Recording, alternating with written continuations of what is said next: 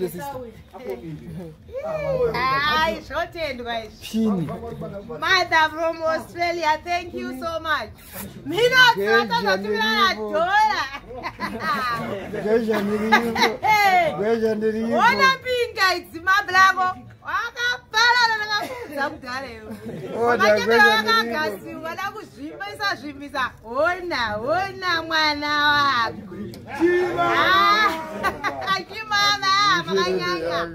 you so Merry much. Christmas. So much, thank you. That's Merry Christmas. I'm never just saying when it goes. I want to booster.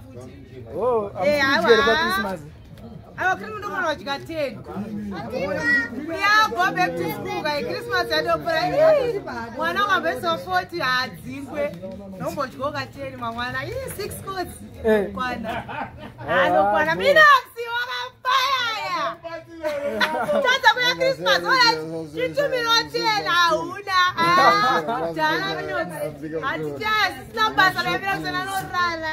Thank you so much. All right, Bo.